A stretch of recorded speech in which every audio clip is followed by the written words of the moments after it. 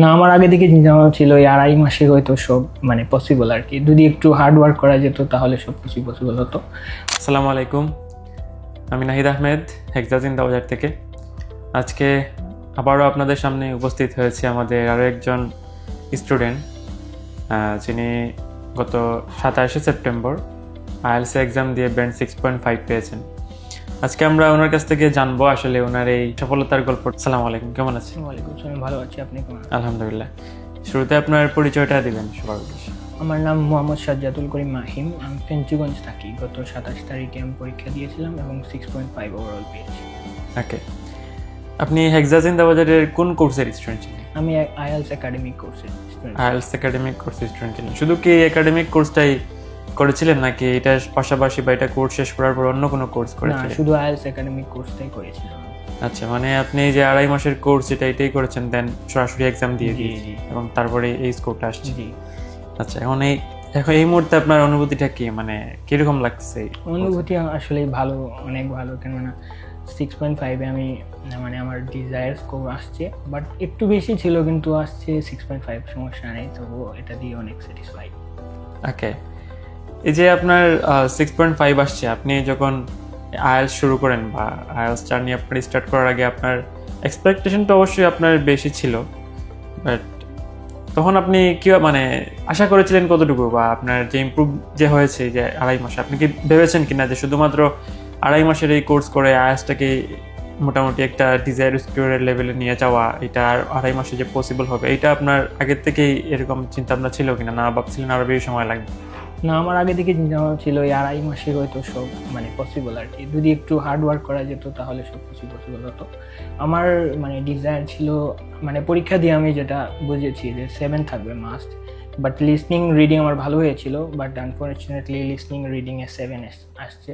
আমার মানে আশা ছিল 8 থাকবে, একটুর জন্য আর কি আসে না আনফর্চুনেটলি। ওকে, এমনিতে যে আপনি আইএলটিএস জার্নিটা আপনি শুরু করেছেন, হেক্সা জিন্দাবাজার সম্বন্ধে আসলে আপনার জানাটা কিভাবে, বা এই হেক্সা সম্বন্ধে বা বলতে এটা 2 বছর আগে থেকে আমি হেক্সা সম্পর্কে জানতাম, যেহেতু এখানে আসা যাওয়া তো মনে করেন আলহামদুলিল্লাহ সেহেতু হেক্সা সম্পর্কে জানা ছিল।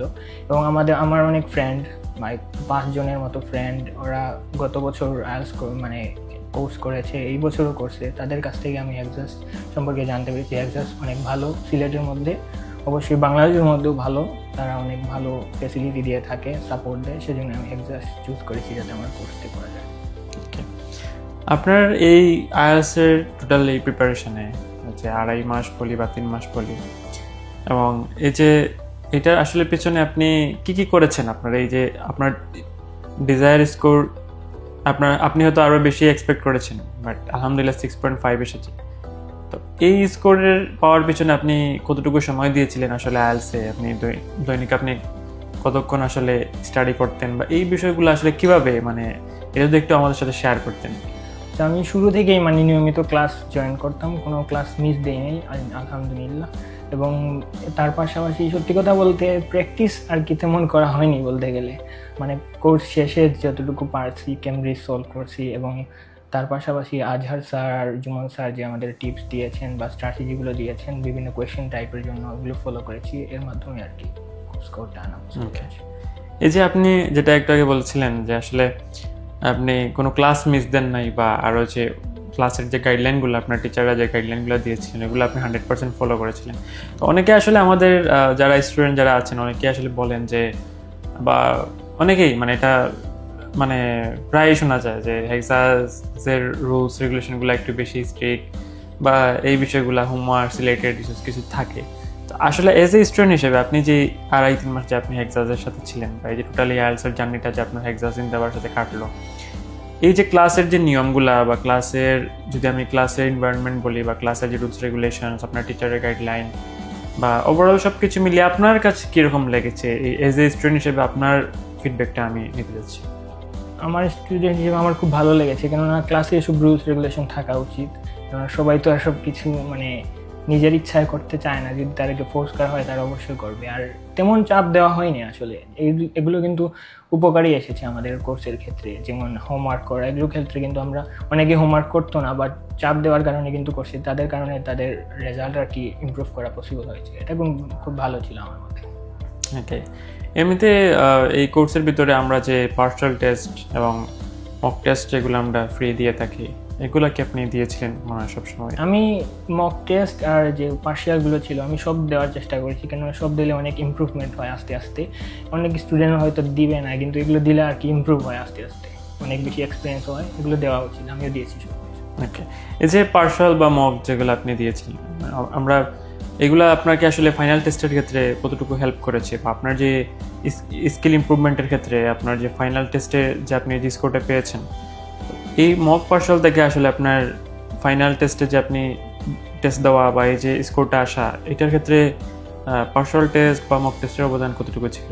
অনেক অবদান বলা যায়, কেননা পার্সিয়াল দিয়ে একটা দিয়ে যদি আমি মানে একটা স্কোর পাই, তো আমি বুঝতে পারবো আমার ইমপ্রুভ করা উচিত বা কোন দিক দিয়ে ইমপ্রুভ করা উচিত বা কোন মডিউলে করা উচিত, এগুলো আর কি বোঝা যায় পার্সিয়াল বা মক দিয়ে।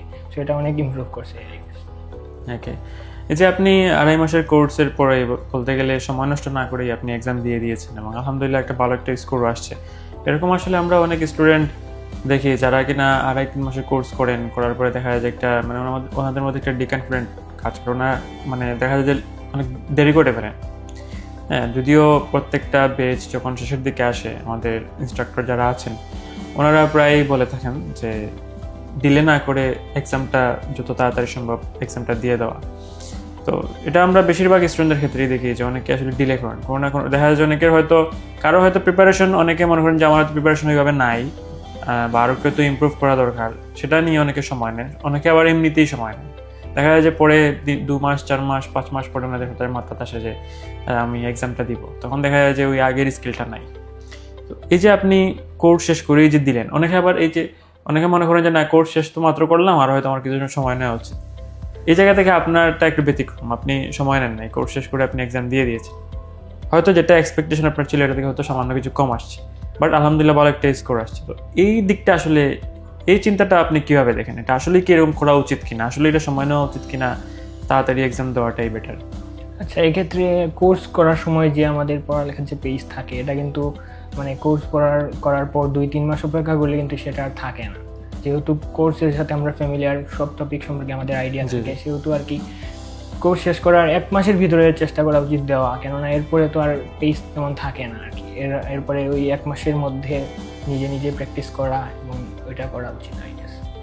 হ্যাঁ, আপনি যেহেতু আইএলস রিসেন্টলি আপনি আইএলস এক্সাম দিয়েছেন এবং এই জায়গা থেকে ধরা যায় যে আপনি মোটামুটি এক্সপিরিয়েন্স, যারা আইএলস নিয়ে ভাবছেন, যারা আইএলস নিয়ে দেখা যায় যে অনেকে রিসেন্টলি আমাদের এইচএসসি এক্সাম শেষ হয়েছে, অনেক স্টুডেন্ট যারা হয়তো সামনে হয়তো ভার্সিটি বা মেডিকেলের এক্সাম আছে, শেষে হয়তো ওনারা হয়তো আইএলস নিয়ে চিন্তা ভাবনা থাকে অনেকে, বা অনেকে হয়তো এমনিতেই নর্মালি চিন্তা ভাবনা করেন আইএলস নিয়ে।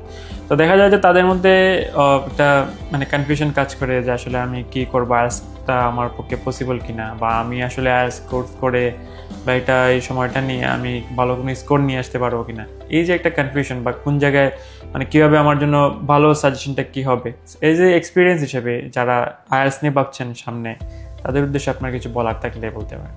না, আইএলস হলো মানে একটি মানে পরীক্ষা, যেটা দিয়ে যদি আপনি দেন আপনার দরজা খুলে যাবে, আপনি যে কোনো মানে জায়গায় করতে পারবেন। আর সেক্ষেত্রে আইএলস দেওয়া উচিত। আইএলস নিয়ে অনেকে তো কনফিউশন থাকে, কনফিডেন্ট থাকে না, নার্ভাস থাকে, এটা থাকা উচিত না। আগে আইএলস দেওয়া উচিত। আইএলস দিলে অনেক ক্ষেত্রে অনেক দরজা খুলে যায়, যেটা অনেক স্টুডেন্টদের হেল্প করবে। তো এই মুহূর্তে আপনার যে আইএলস তো আপনার শেষ হইলো, রেজাল্টও আসলো, এখন আপনার নেক্সট প্ল্যান দেখি মানে অ্যাব্রোডের জন্য স্টাডি অ্যাব্রোডের জন্য ট্রাই করবেন। ওকে, ধন্যবাদ মাহিম স্যার আপনার মূল্যবান সময় দিয়ে আমাদের সহযোগিতা করার জন্য। আমরা শুনলাম মাহিম স্যারের কাছ থেকে ওনার এই টোটাল সফলতার গল্পটা, এবং উনি আইএলসে 2.5 মাসের কোর্স হেক্সাজিন্দাবাদে করেছেন এবং আইএলসের যে মেইন কোর্সটা এটা করেই উনি এক্সামটা দিয়ে দেন, উনি কোনো সময় নষ্ট না করে এক্সাম দিয়ে দেন। এবং এরকম মাহিম স্যারের মতো আমরা অনেক স্টুডেন্ট পাই যারা কিনা অনেকে আছেন যারা অনেক সময় নেন আইএলস কোর্স করার পরে এক্সামটা দিতে সময় নেন, এবং পরবর্তীতে দেখা যায় যে ওনাদের মধ্যে একটা ভয় কাজ করে। হ্যাঁ, ওনারা একটা মানে ওনাদের কনফিডেন্স লেভেলটা লো হয়ে যায়, দেখা যায় দেন হচ্ছে তারা আইএলটিএস এক্সাম দিতে গেলে ভয় পান, বা অনেকে দেখা যায় যে এক্সাম দেন বাট ওনাদের যে এক্সপেকটেশন অনুযায়ী যে স্কোরটা ছিল, আগে যে স্কিলটা ছিল, কোর্স চলাকালীন অবস্থায় ওনাদের যে স্কিল যে লেভেলটা ছিল ওইটা অনেকটা নিচে নেমে আসে। তো যাই হোক, মাহিম স্যারের মতো এরকম অনেক সফলতার গল্প আমাদের সবসময় আসে এবং আমরা সবসময় চেষ্টা করি এই সমস্ত সফলতার গল্পগুলো নিয়ে আপনাদের সামনে হাজির হওয়ার। কারণ আমি বলি যে আসলে এই সমস্ত সফলতার গল্পগুলোই হচ্ছে আমাদের অনুপ্রেরণার উৎস, কারণ এই গল্পগুলোই হচ্ছে আমাদের অনুপ্রেরণা জায়গায়। তো যাই হোক, আমাদের মাহিম স্যারের জন্য শুভকামনা, ওনার আগামী ভবিষ্যৎ সুন্দর হোক এবং ওনার এই স্কোর নিয়ে উনি যাতে ওনার স্বপ্নের দেশে পাড়ি জমাতে পারেন ওনার উচ্চশিক্ষার জন্য, এটাই আমাদের চাওয়া থাকবে। ধন্যবাদ সবাইকে আমাদের সাথে থাকার জন্য। আসসালামু আলাইকুম।